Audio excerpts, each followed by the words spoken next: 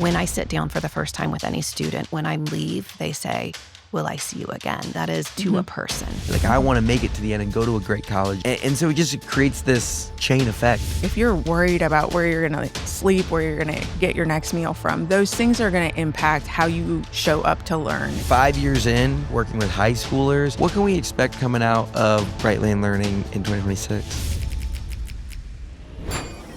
From South Bend to Evansville and everywhere in between, this is Get In, the show focused on the Hoosier State and the incredible stories happening here today. I'm Nate Spengel, founder of Get Indiana, and I will be your host for today's conversation. Hey there! Before we jump into today's episode, I want to take a minute to thank the folks that made this nonprofit spotlight series possible, Elements Financial. As a credit union, they're a not-for-profit financial institution built on the idea of empowering individuals to achieve financial success. And they've been doing just that for 95 years, starting right here in Indiana. Now, they're based in Indy and proud to support Hoosiers, but their reach goes way beyond state lines. And they don't just talk about impact, they live it. Elements teaches more than 1,000 financial wellness classes annually. They pay their employees to volunteer, and they donate 1% of net profits to causes that improve lives. So yeah, it made perfect sense for them to back this series, because when it comes to supporting people doing good, Elements cares. Learn more at elements.org/getin. That's elements.org/getin and use code GETIN. Elements Financial, like a bank, only better. Federally insured by NCUA. Now let's get into this special nonprofit spotlight episode presented by Elements Financial. My guest today, I'm joined by Kelly Coker, Chief Executive Officer of Brightlane Learning. She leads the Indianapolis-based nonprofit that provides personalized academic support and mentoring to students experiencing homelessness and housing instability. I'm also joined by Claire Brosman, Vice President of Marketing and Communications at Brightlane Learning. She oversees fundraising, partnerships, and communications to sustain and grow their mission. Today, we're going to be talking about the issue that you guys are out there every day working on. We're going to talk about the solutions that you guys have helped put into place at Brightlane Learning, and we're going to talk about what to expect in 2026 and beyond from y'all. Welcome to the show. Thank you. Glad to be here.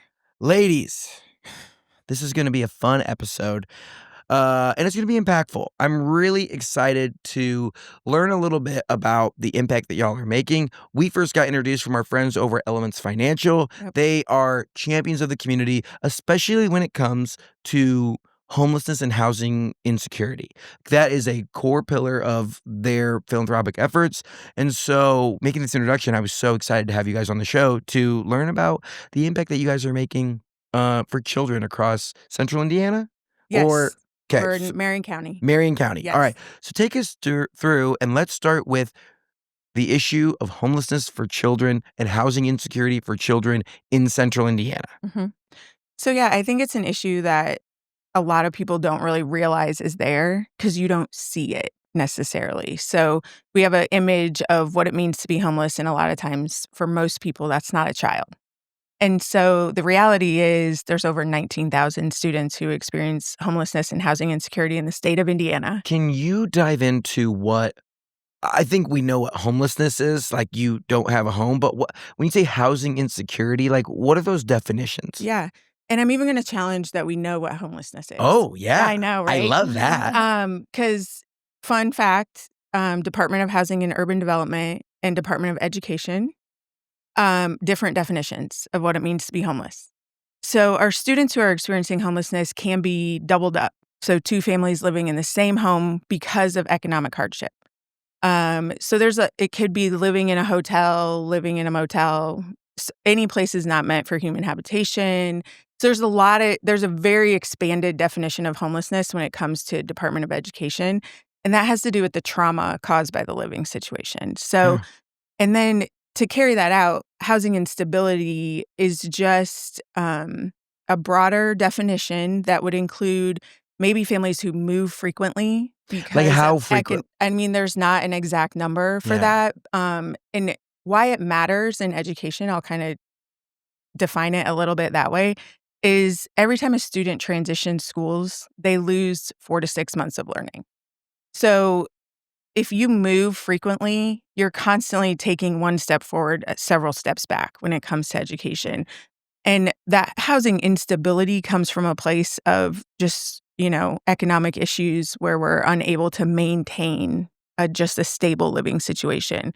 And that impacts a student the same way an episode of homelessness would. Homelessness and housing insecurity. Yeah. Yeah, and I feel like if people think back to their high school experience, you might remember a student, in your class that was there for 6 weeks, 2 months, 3 months maybe, and like left, and they maybe had a track record of hitting multiple places before they ended up in your classroom. And when you're a kid, you don't necessarily think about that. No. And you said the number is 19,000 across central Indiana or the state of Indiana? Across the state of Indiana. 19,000 children and youth are experiencing homelessness or housing insecurity.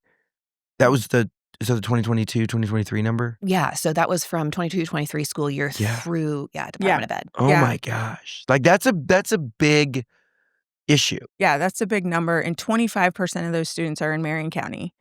So they are overrepresented in Marion County. So we're over 4,000 students in our backyard are experiencing some sort of housing insecurity. Mm-hmm.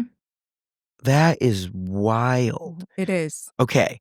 So the issue is and then how does that I think affect students? Yeah. When you obviously, being if you were out on the side of the road, that is very clear, but bouncing around to different schools, maybe bouncing around living situations, like is there data or anything to talk about the impact that has on their education or their ability to thrive? Yes, absolutely. And I think a lot of it is just like some of the things we would think of. Like if you're worried about where you're going to sleep, where you're going to get your next meal from, those things are going to impact how you show up to learn in a given day.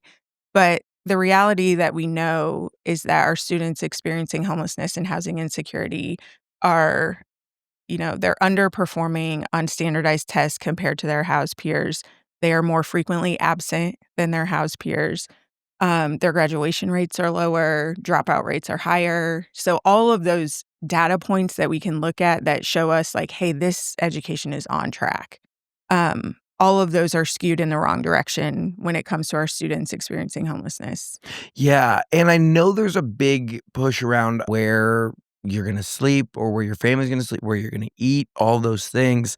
That can also be a major hurdle and like a setback in their learning. Yes. Talk to us about how you guys got connected to Brightlane Learning.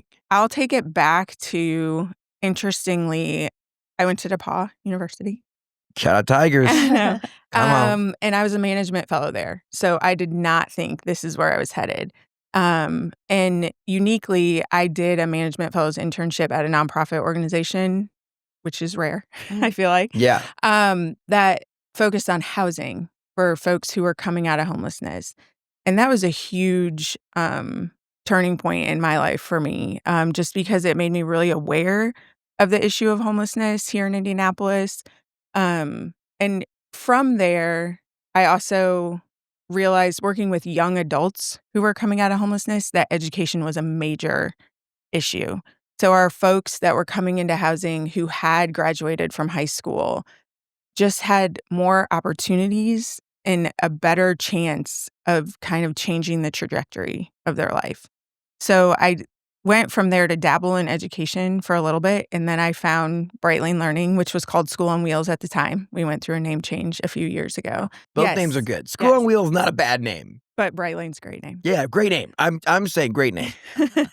But just that intersection of how education can change the path for someone who's experiencing homelessness was just where I dove in. Yeah.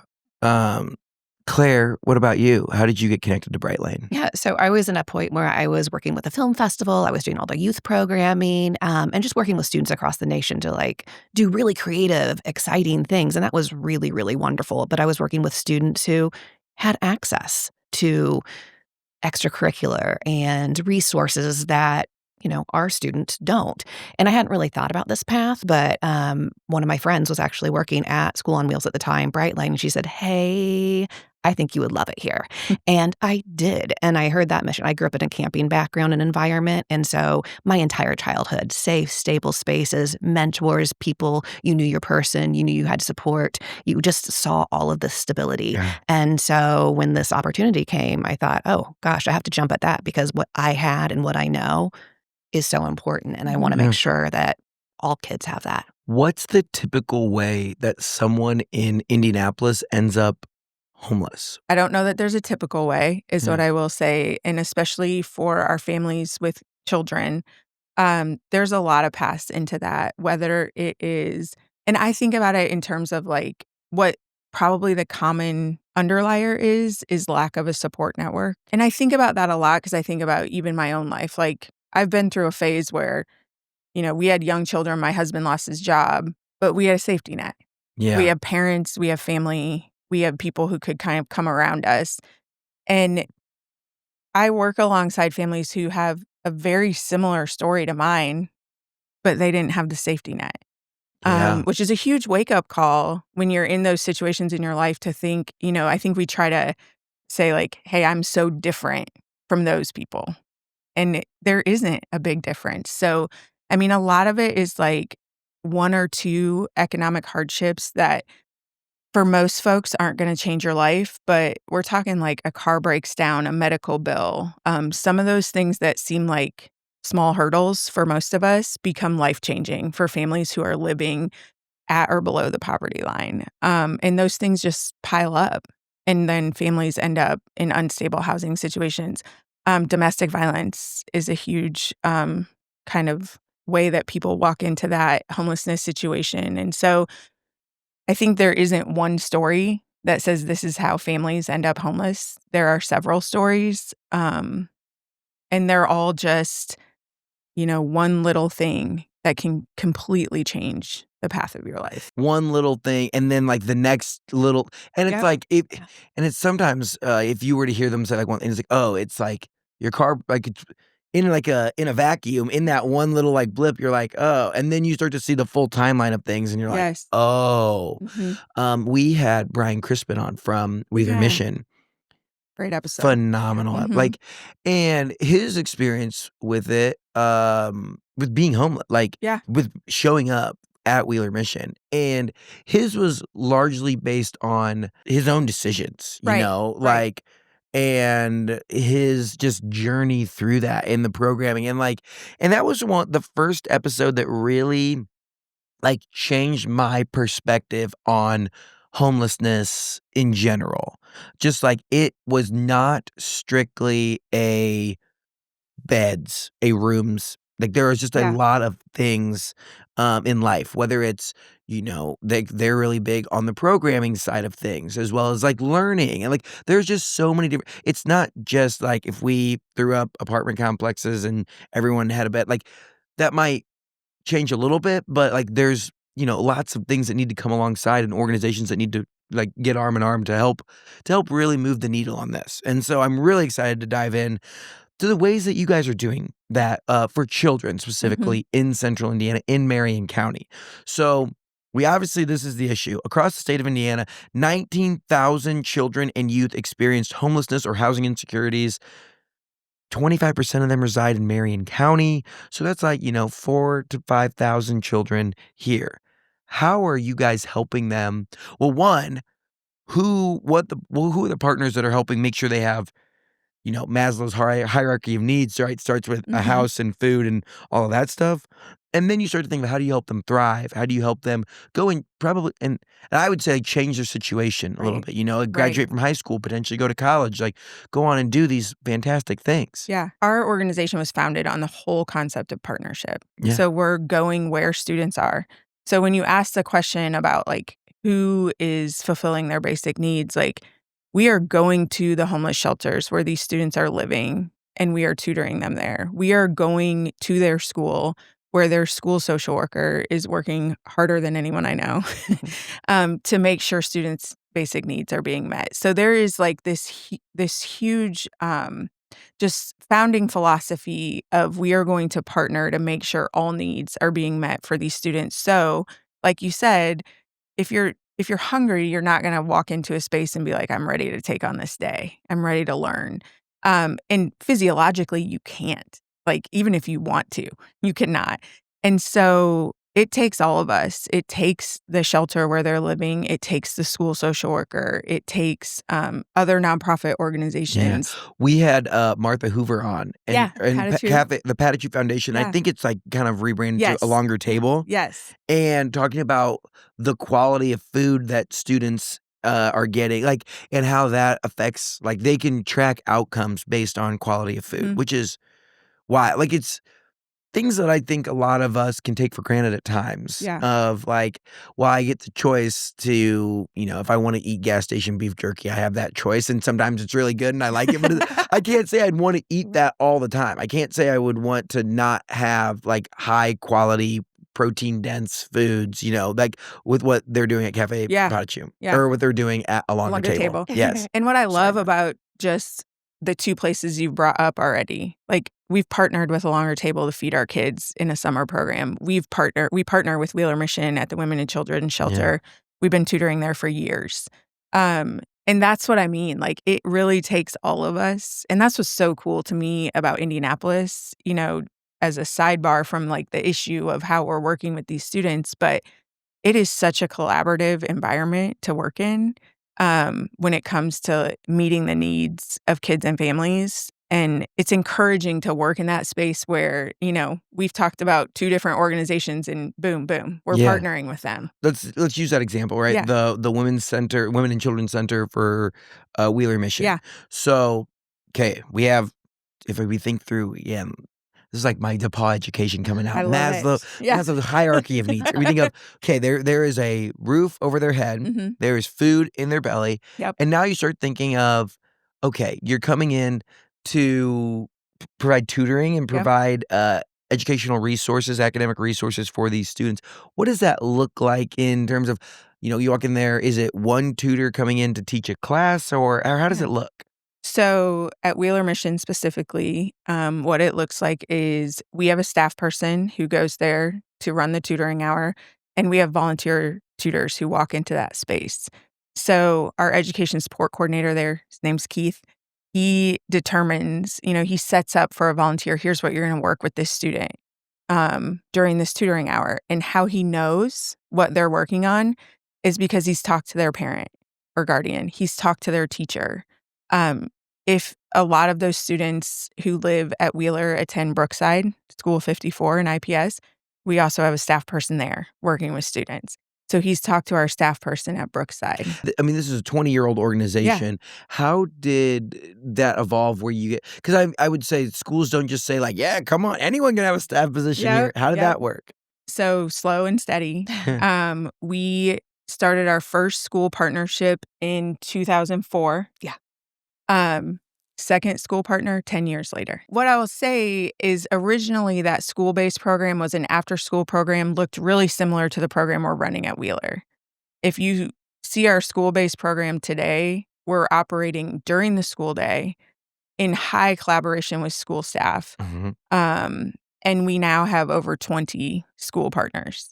Let's go. Right. Yeah. So slow and steady at the start. And then truthfully, we really started expanding probably 2017-18 in schools. Yeah. COVID hit. We massively increased our school-based presence post-COVID because I'm not going to say that the need is higher for sure, but we became more aware of the need as a community.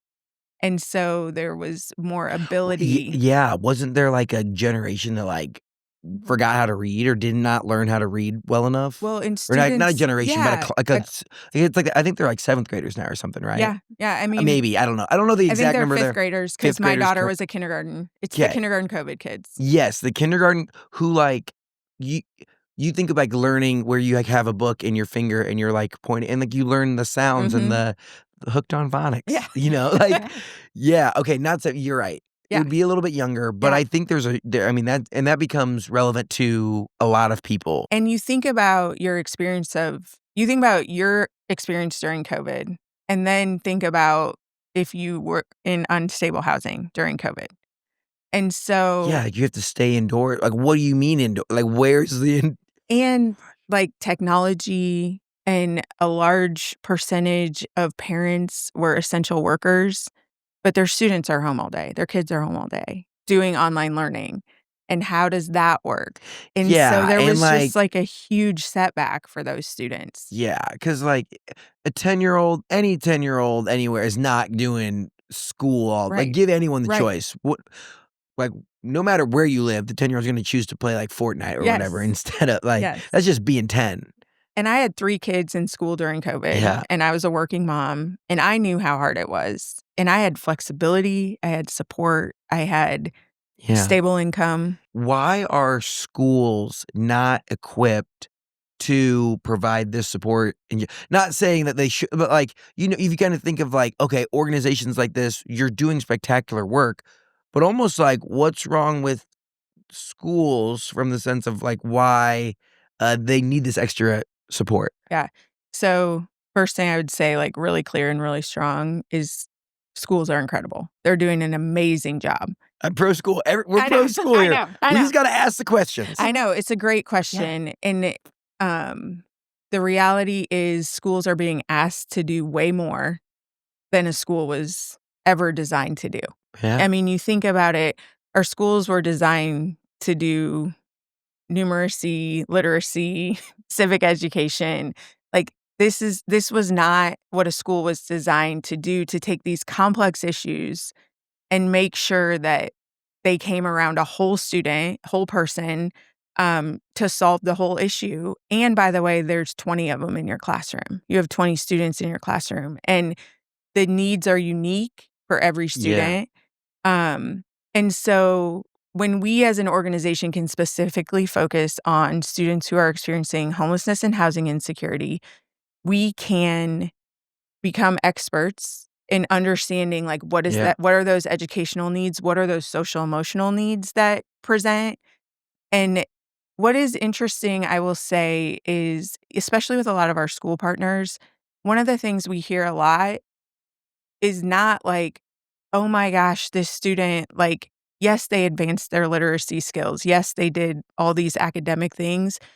But what was most helpful is when they got the opportunity to come to Brightlane Learning, they came back to their classroom in a space where they were ready to learn. So that it amplifies what the school is able to do because those kids get that one-on-one attention. They get that reset space.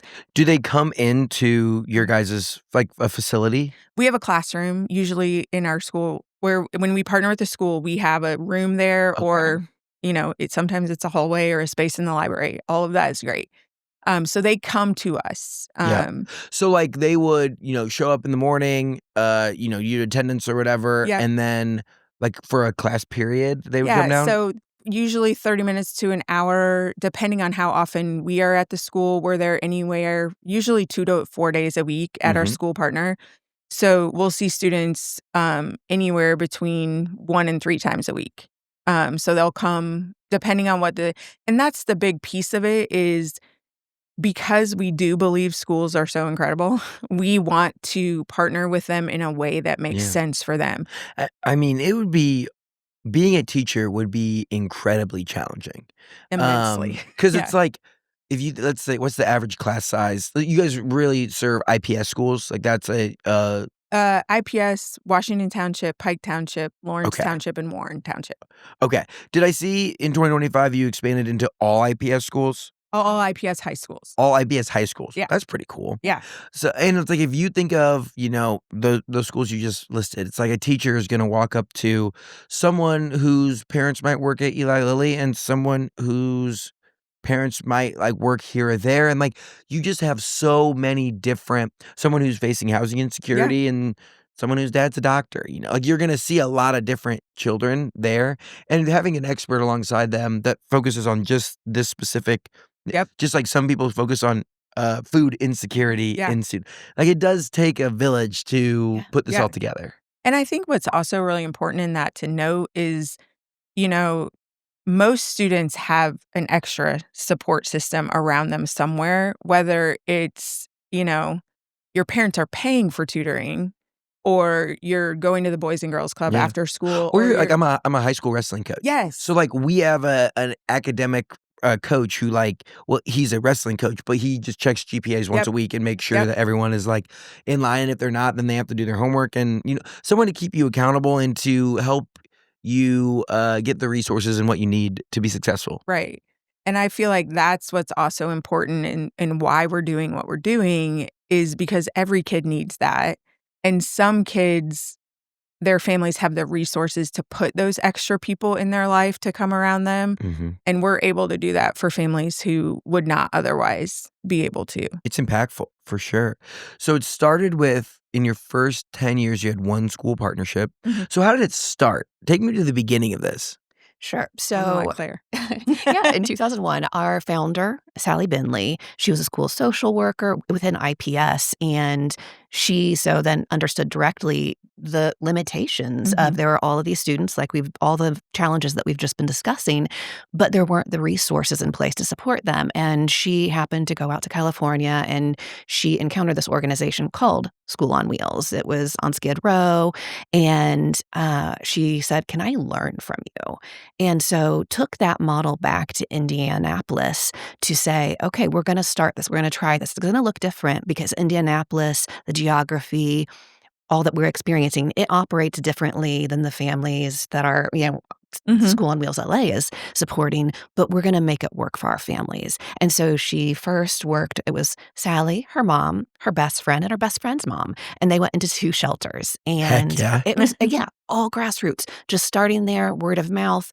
2 shelters, I think, in that first year, 50 students in that first year. It was a homework club, which is essentially important. But then over time, as they started working with these students, starting to encounter more of the parents in the shelters, starting to kind of really listen to the parents and learn more about that experience too, it helped School on Wheels evolve every single year.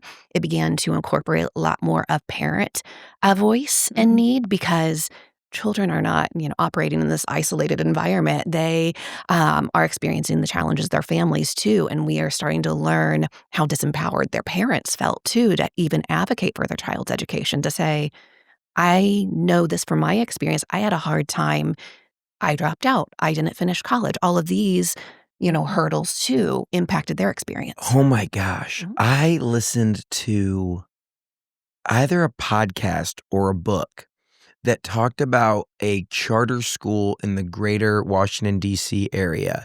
And I would say there was discipline was crazy. The school was just voted, one of the worst 5 schools in America. They were able to change the culture there and create this by talking to parents because the teachers would go out over the summer and meet one-on-one with all of these students' parents because there was just such a history of, maybe the parents felt like they were wronged by the system. Maybe they didn't have a great experience learning and all of these outside factors that didn't make learning important. Right. And they were able to turn that school around. I can't remember what the book was. I can't remember what the podcast was. I know. I'm but fascinated. it was, I was listening to it and I was just blown away. I was like, oh my gosh.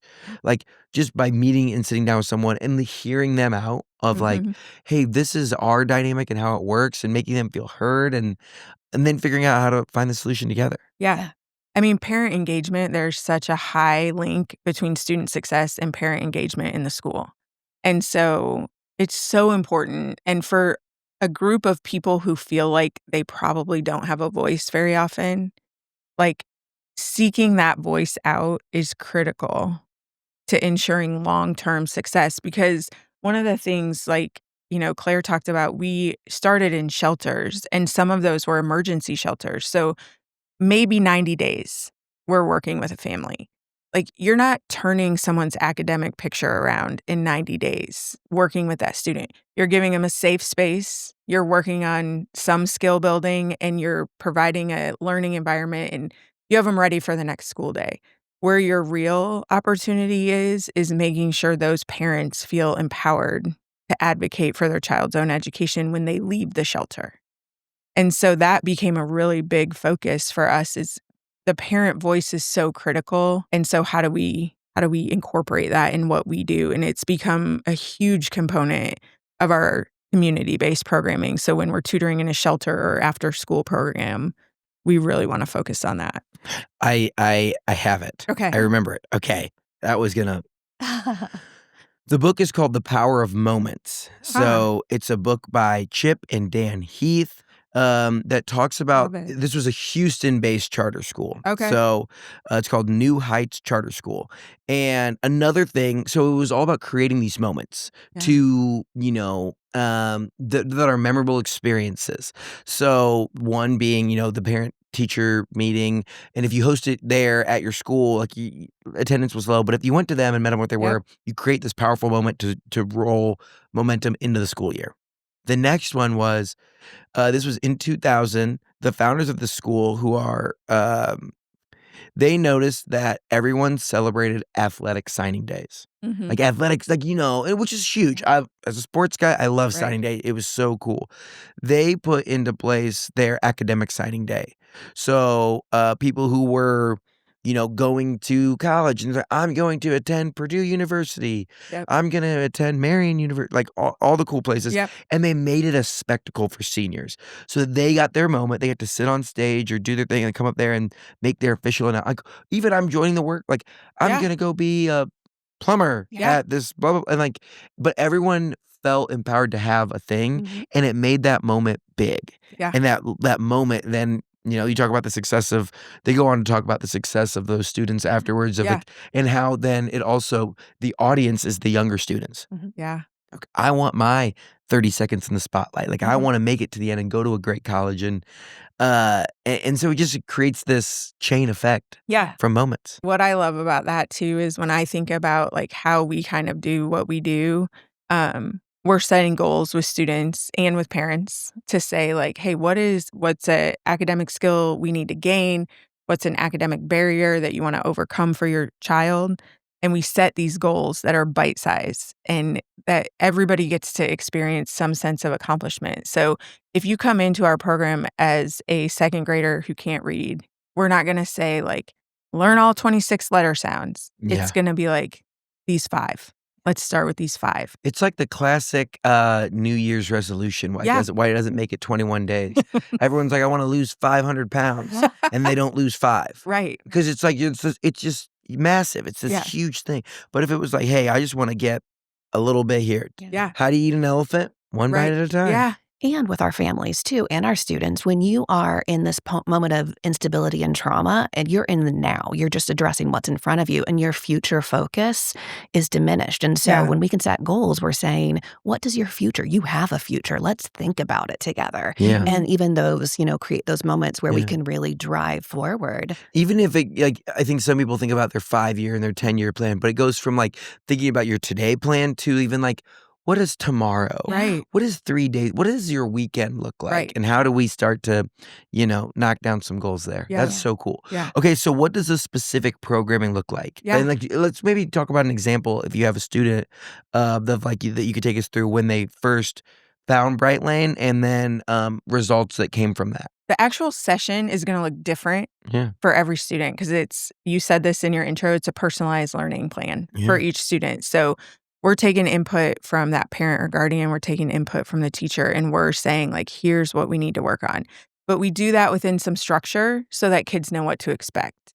So the large majority of times, students are going to enter a tutoring session, and they're going to do a writing prompt, some wild and crazy question just to get them thinking and dreaming and connecting with their tutors. So I did one last night. I was tutoring with a student, and it was, if you could have a pet, would it be a dog, a cat, or a kangaroo?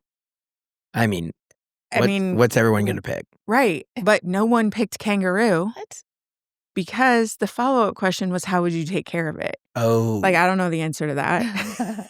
There was that movie, Kangaroo Jack, right? Like, you put a sweater on him and some sunglasses. That's how I'd take care of him. So we just talked about, like, what do you do to take care of a pet? What would you name your pet? So we're just building kind of a connection with the students I'm working with. And then after that writing prompt, you're going to go into, do we have homework or classwork that needs to be done? Like, let's just keep up with what needs to be done. And then from there, we're going to go into what are your personalized learning plan goals? And we're going to play games that support those learning goals. So we have our own curriculum, game-based learning, tied to Indiana academic standards. So we're playing games, but we're working on multiplication tables, or we're working on identifying letters and sounds. And so that's the base of a tutoring session. And a student comes in, like I can tell you, I work with a student every Tuesday night at one of our sites. And when he first moved into that place and came to tutoring, I remember his very first goal on his personalized learning plan was to engage with his tutors. Like, it was just to like talk to us and to sit for the tutoring session. Those were his first goals. That was 2 years ago. Now we have accomplished multiplication tables except for 7 and 8. So we've gotten everything but 7s and 8s. So you talk about just like, what does that consistency, setting those small goals with little moments where we celebrate, like, hey man, this kid sat through 40 of the 60 minutes of tutoring, and that's a win. And we're going to celebrate that.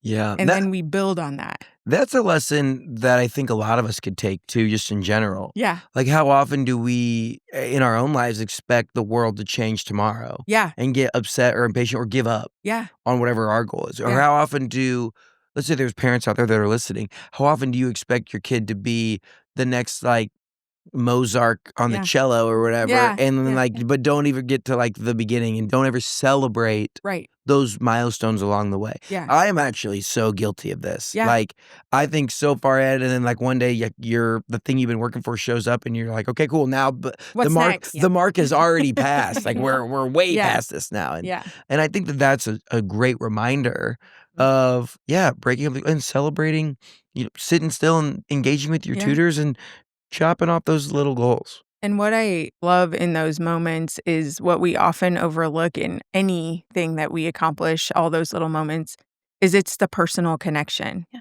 It's the tutors that showed up week over week over week to meet with that kiddo, and where he is staying. We have 3 days a week of tutoring. So he's got 3 tutors, one for each day. And the consistency with which those people show up is probably over half the battle of like accomplishing those things, because in a world where you experience so much transience and so much instability, having the same handful of people show up in your life day over day. And I think we do the same thing. Like, to your point, we accomplish something and we often think about like, man, we met the goal.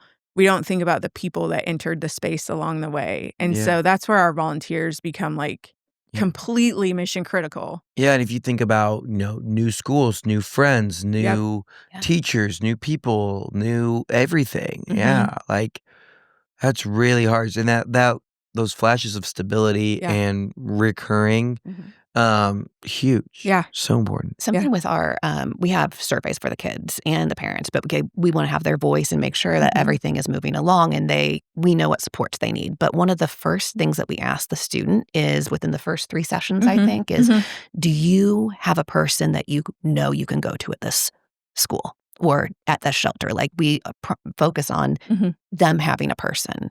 And if they don't have that person, we make sure they have that person because of that connection and that piece. We just talked to Vernon Bateman, grew up in Gary, and spent 25 years in prison. Okay. Wow. Is like now a children's author and like working to like change his life. Yeah. And all that jazz. I asked him that. I said, he started getting in trouble when he was 15.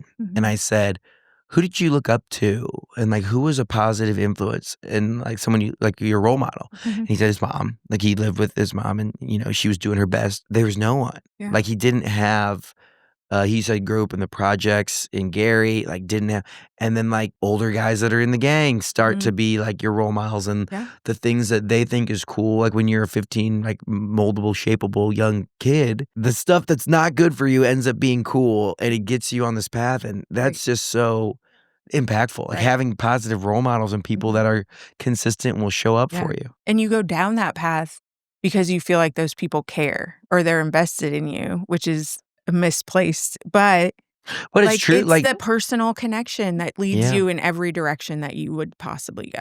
On the surface level, it's tutoring. Yeah. On the surface level, but tutoring and grades and academics is the vehicle that's changing lives. Mm-hmm. It's like the process of changing lives. Do you have any outcomes like that you could talk about? I mean, this is over a 20-year-old organization.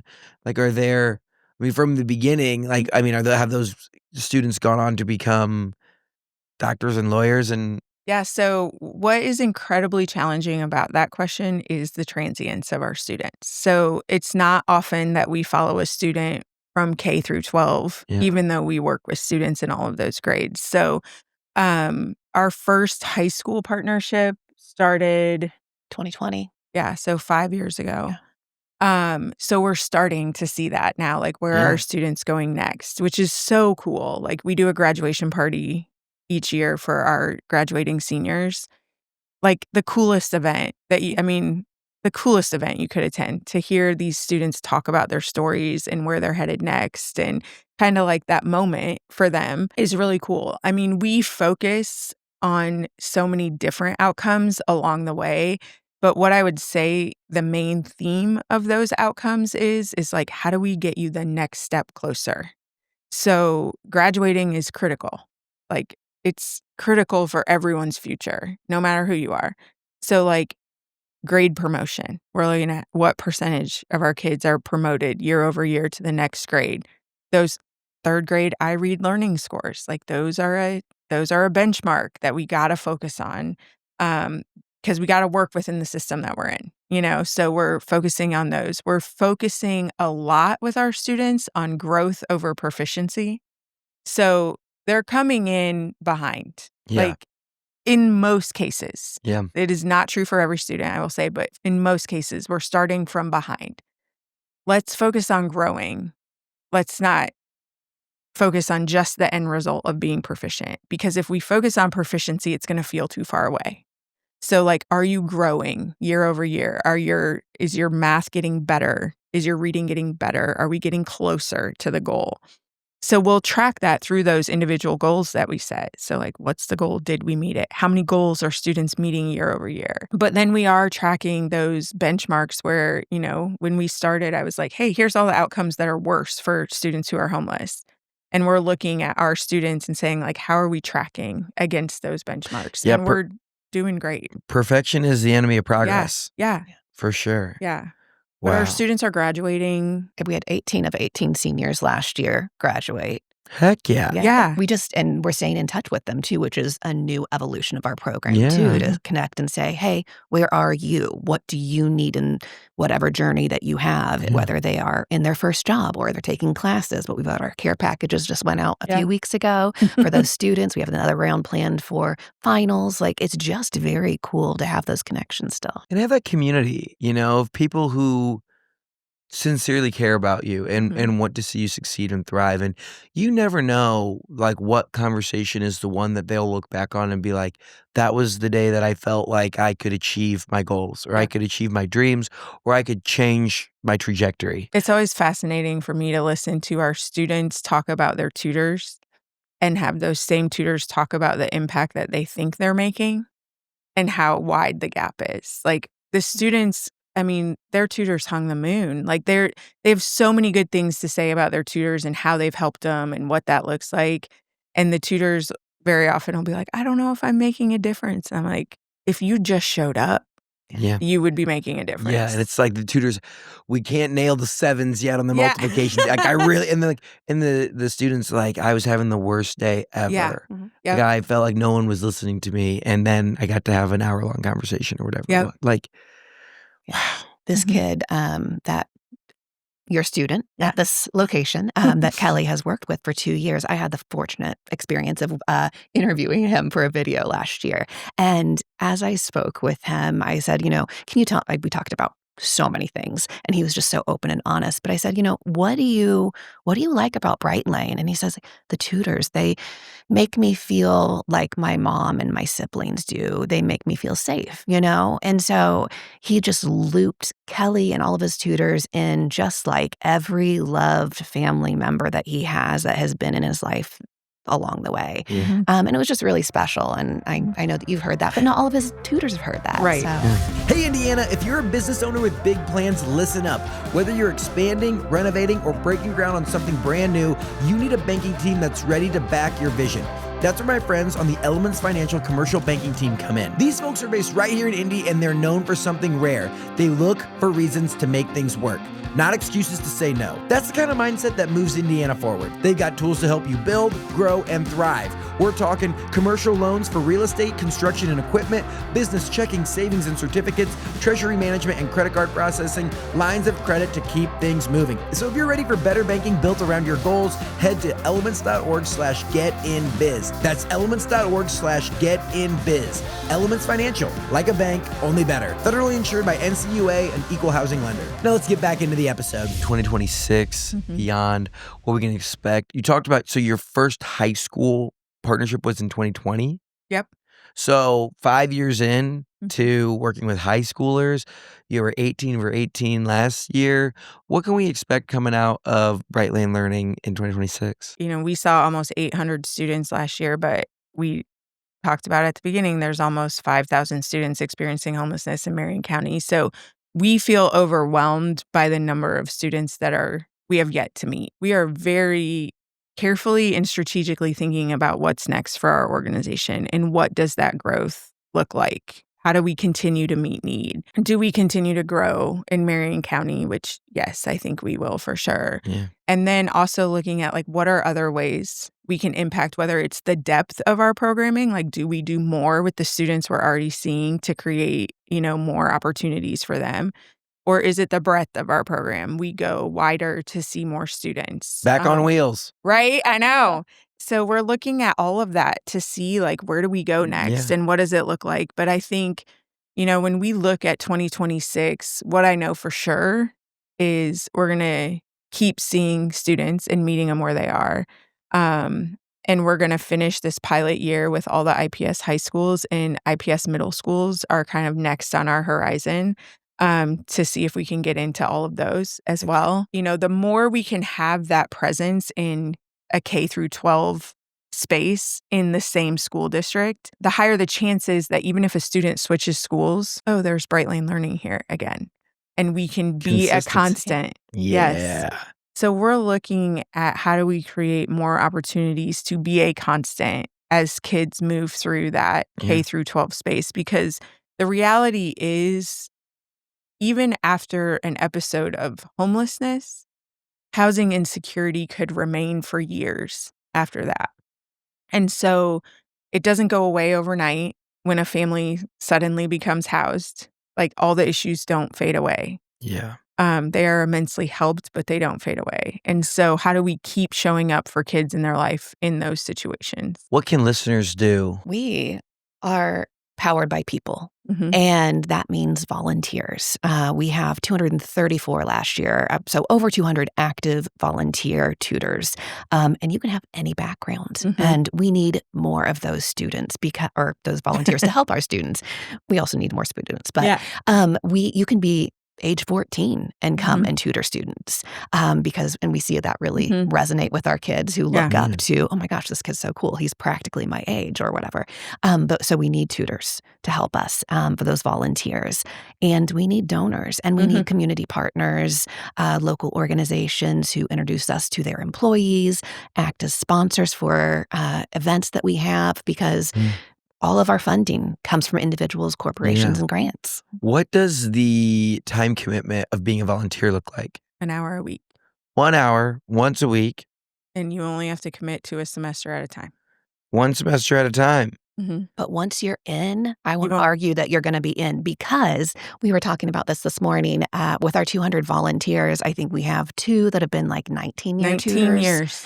And then we have 20 that are over 10 years. 60 over 5 years. I mean, and I would say the question that we get the most from students is, when I sit down for the first time with any student, when I leave, they say, will I see you again? Yeah. And that's not unique to me. That is to a person. Will I see you again? When will I see you again? Yeah. Yeah. So and a special shout out if you know algebra. Like we'll take you as a tutor if you know algebra, but not a requirement.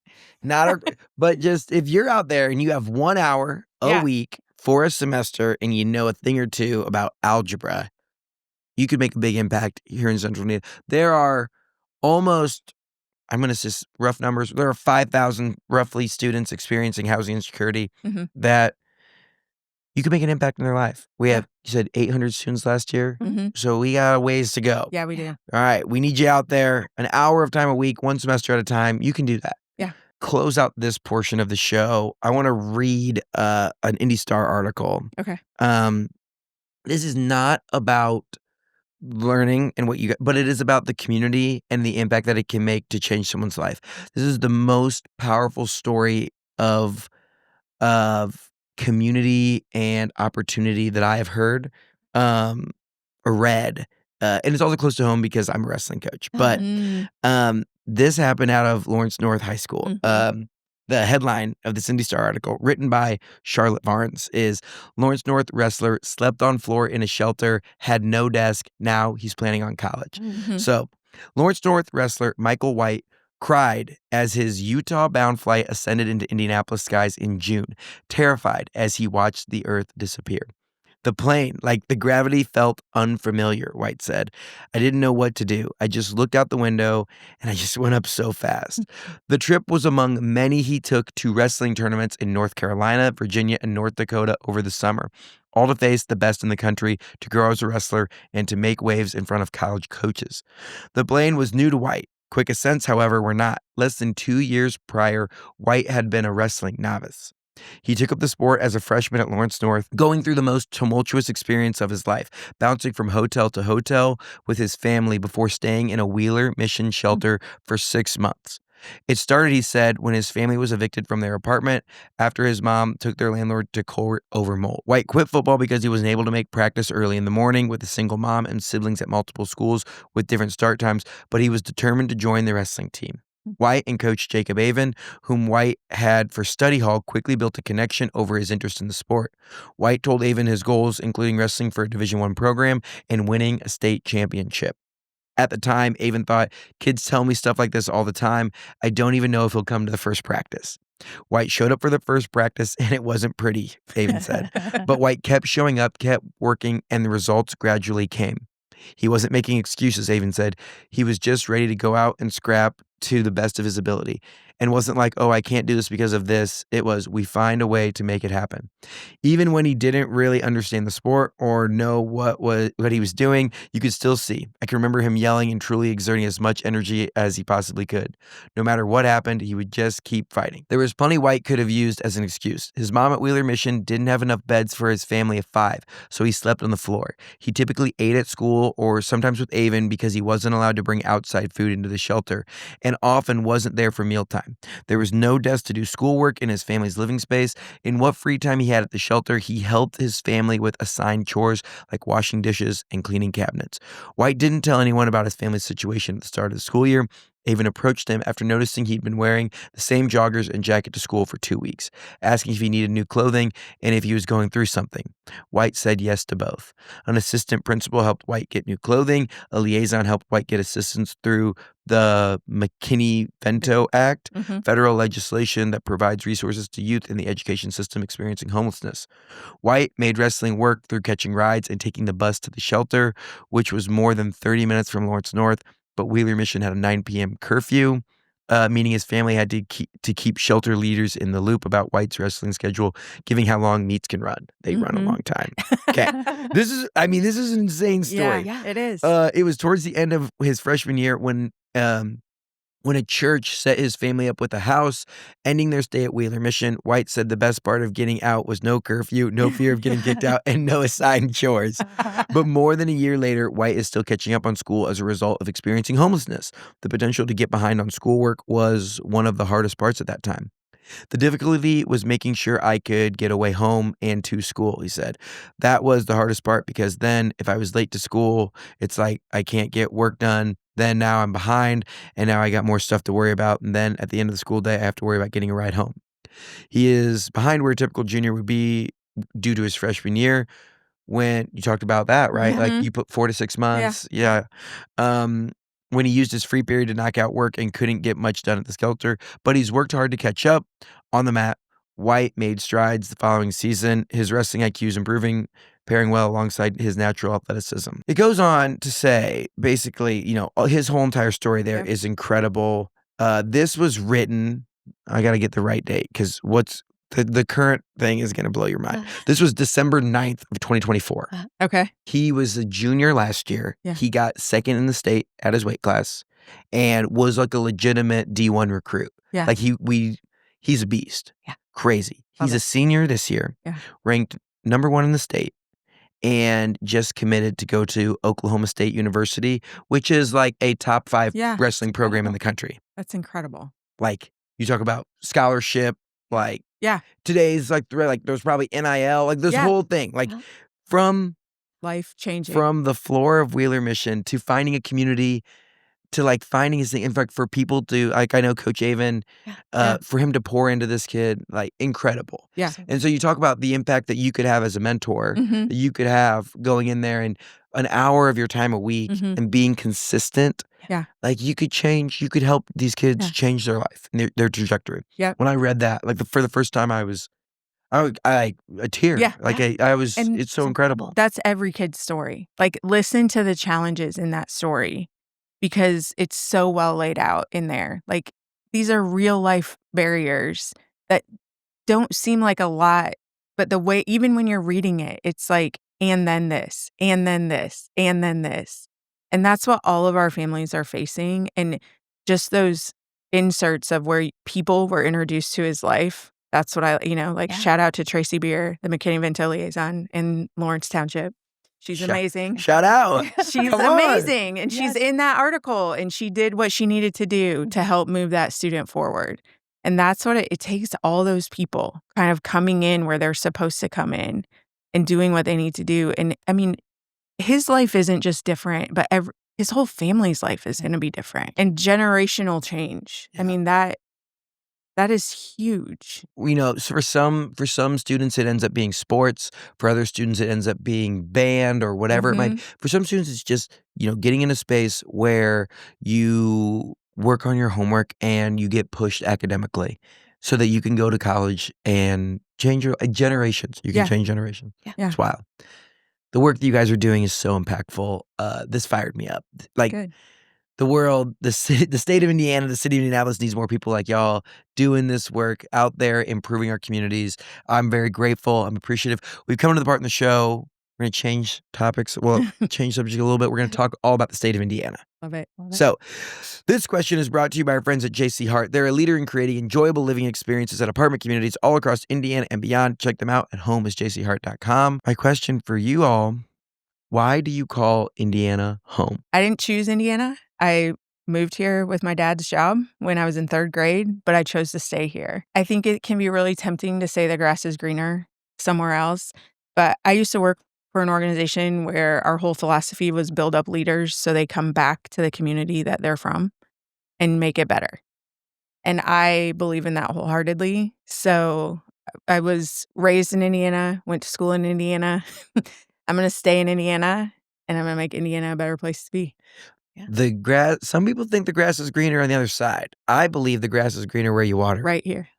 Yep. Yeah. Oh, yeah. So I had not planned to be back in Indiana. Post-college graduation, I moved. And then I said, oh, no, I want to be back there. And I landed in Garfield Park. And I have stayed in Garfield Park because, it's a community that keeps on growing. And, paired with everything that you've heard today about just Brightlane and the Indianapolis community wrapping around, how could one leave? Oh my gosh, absolutely. And there's a lot of cool stuff happening down there. Yeah. At Garfield Park. Yep. What's the biggest misconception about homelessness? The two that I hear most often is it's a choice and that they're lazy. Everything I have seen with every family I've walked alongside flies in the face of both of those perceptions of people who are homeless. Most of the moms I know in those situations are working way harder than I am to keep going in situations where I know for a fact I would have quit a long time ago. And mostly by no choice of their own are they in the boat that they're in. I think I would just challenge that people know what homelessness looks like. And I think, there is one idea that people have, but they don't think about their third grader sitting next to another third grader Mm.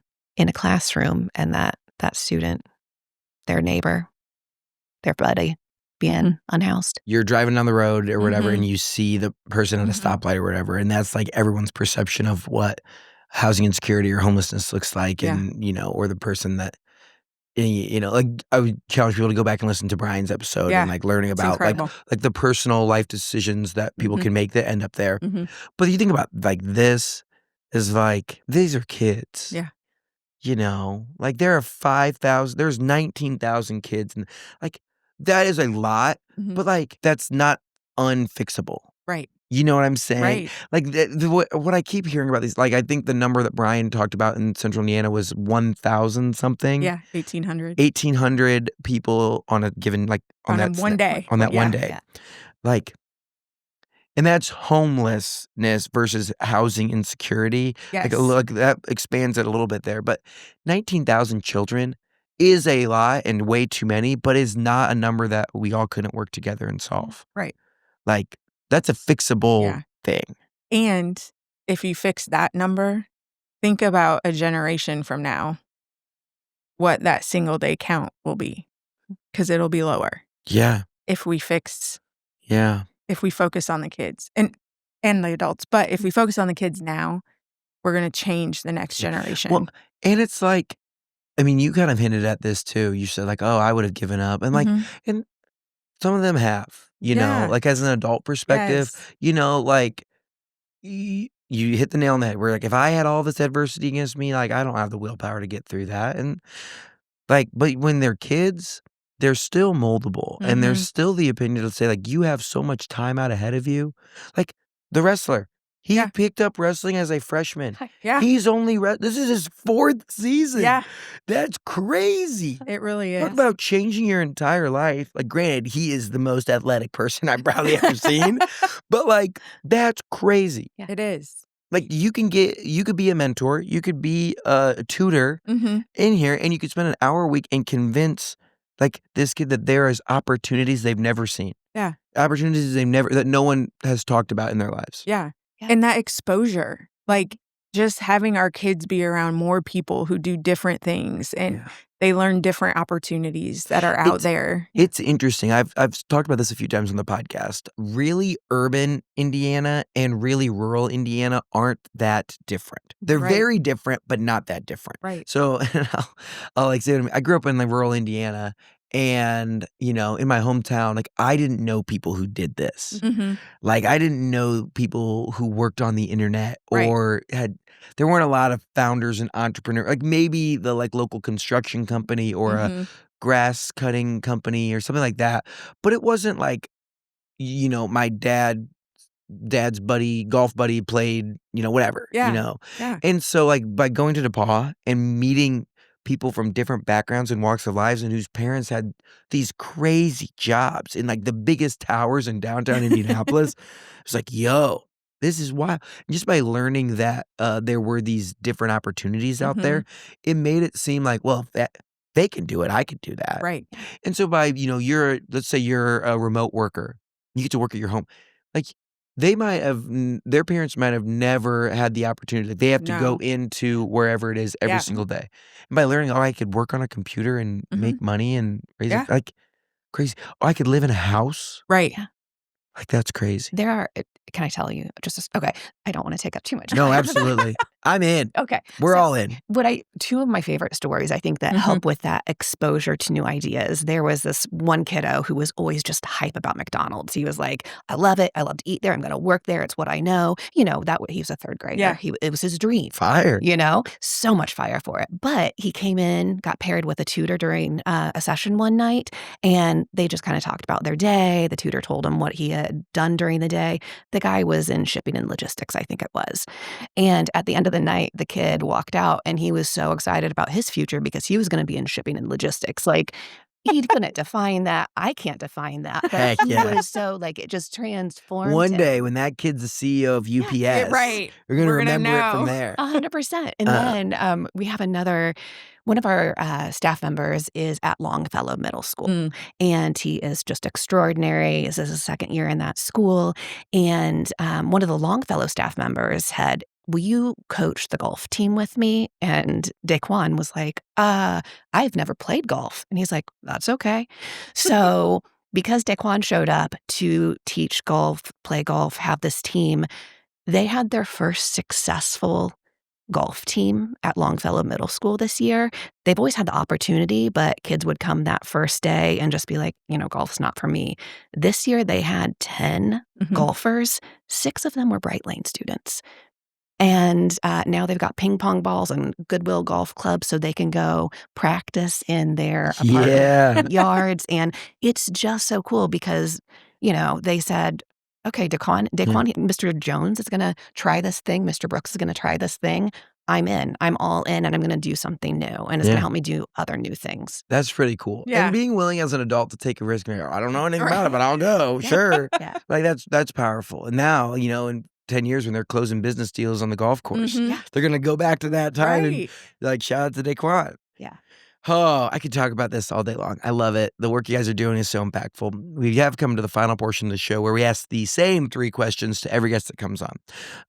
So we'll go here, boom. We go back and forth that way. Okay. What's something the world needs to know about Indiana? I think Indiana is the most philanthropic place to live.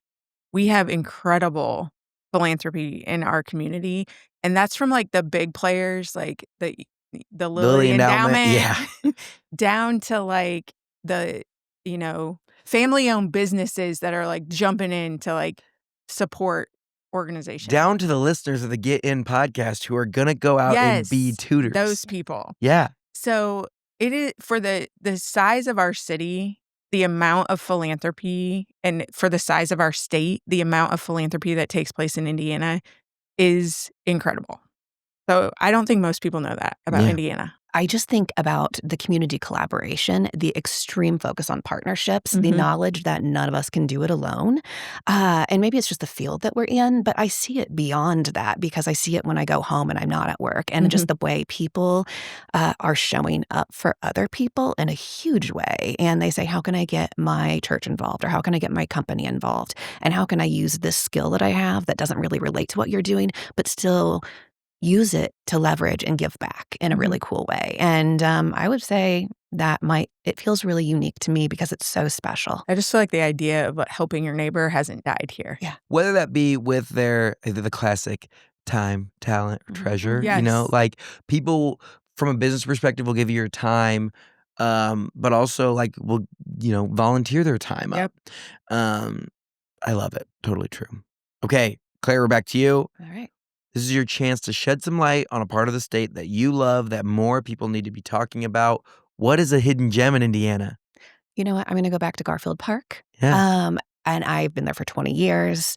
And the park itself, the conservatory there, we have this new, just a ton of businesses growing up along Shelby Street. I walked over, I shopped at Indie Type Shop. It is a vintage typewriter repair shop and bookstore. Then I hopped over to a sustainable clothing and used clothing store that their other location is in Brooklyn, New York. And then, I popped over and I bought some more feminist literature at Pen and Pink. So it's just wild the way that Garfield Park is growing and that Shelby Street corridor of businesses that are all very hyper local and totally specialized. There's like a niche of people who, like if you're a Garfield Parkian, like Garfield Parkians like have each other, Yeah. Like there's a whole thing there and I love it. I'm here for like, it's kind of like I live in Broad Ripple, like Fountain Square has their, like everyone's got their little like micro tribe inside of India, and Garfield Park has their tribe for sure. I love it. And great things are happening down there. I encourage people to go down and check it out.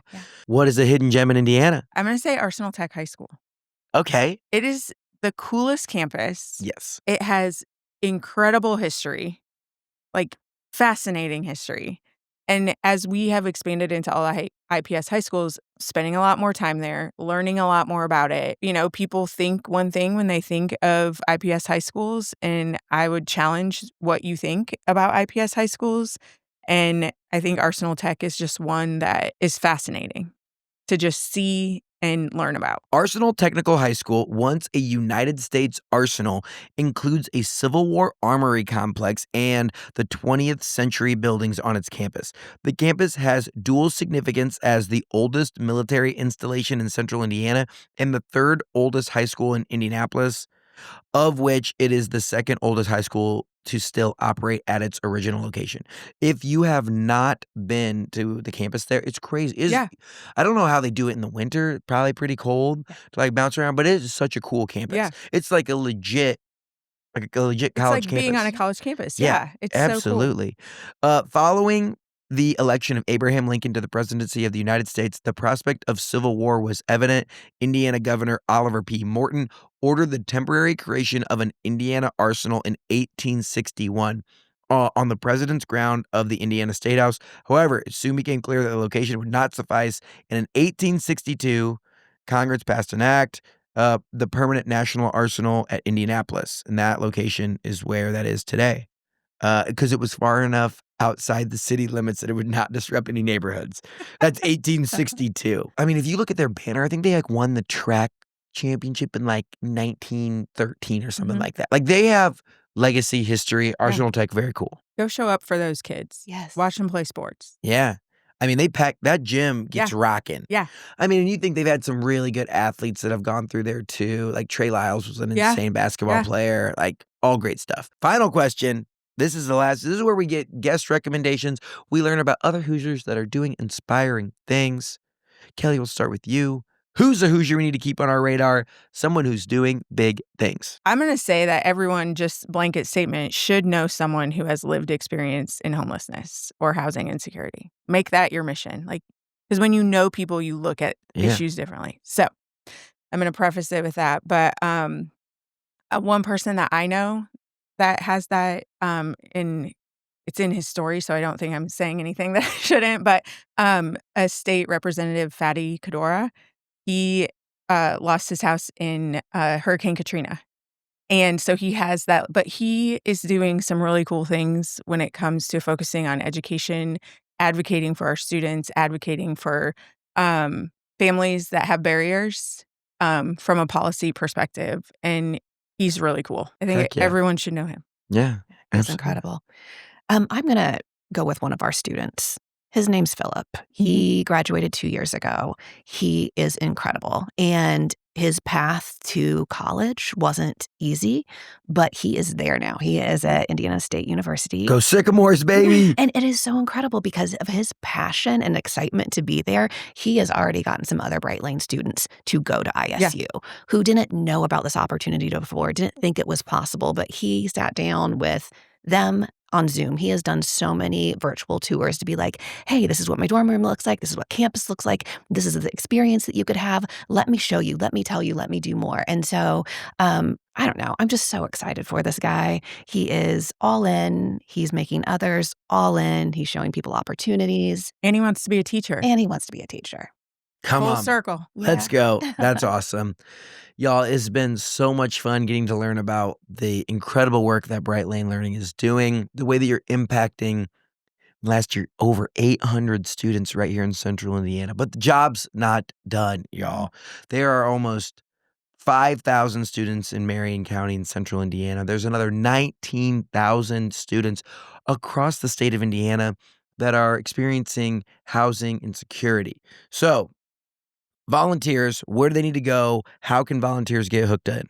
Go to brightlanelearning.org and you will find your opportunities to get involved on that webpage. You will find it right there. 2, if people want to follow up, if they want to learn more about you guys, where can they do that? Kids at brightlanelearning.org. Send us an email. 1, thank you to our friends at Elements for hooking us up and making this conversation possible. And 2, just thank you for the work that you're doing. You talk about, you want to be a management fellow. You could have probably found yourself working on giant real estate developments or XYZ thing. I know some management fellows that do incredible, insane work at the biggest companies in the world. Yeah. And for you to come in and make an impact here in Indianapolis, I'm very appreciative of that. You know, the coming back to Indiana, talking about like nature, all the stuff, like being out there, and it's people like you guys who are Hoosiers by choice that come in and find these problems in our communities and just make it your life's work to go and solve that. Like you guys are making a huge impact in Indiana, and we're very, very grateful for that. So thank you. Keep up the great work. If you're a listener out there, go ahead and be a tutor. Put yourself out there and help make our city a better place. Appreciate y'all, and we'll talk soon. Yeah. All right, that's a wrap on today's Nonprofit Spotlight, and I hope you're as fired up as I am about the work being done by amazing leaders right here in Indiana. Big thanks again to Elements Financial for sponsoring this series as a credit union. They're not-for-profit and built on the idea of empowering individuals to achieve financial success. That's why they've been empowering Hoosiers and folks around the globe for 95 years. They're based in Indy, but they serve members in all 50 states and more than 50 countries. And they're serious about giving back, teaching more than 1,000 financial wellness classes every year, offering volunteer hours and donating 1% of net profits to causes that matter. So if you're looking for a financial partner that's rooted in purpose and proud to serve, check out elements.org/getin. That's elements.org/getin and use promo code GETIN. Elements Financial, like a bank, only better. Federally insured by NCUA. Thanks again for listening. We'll see you next time right here on Get In.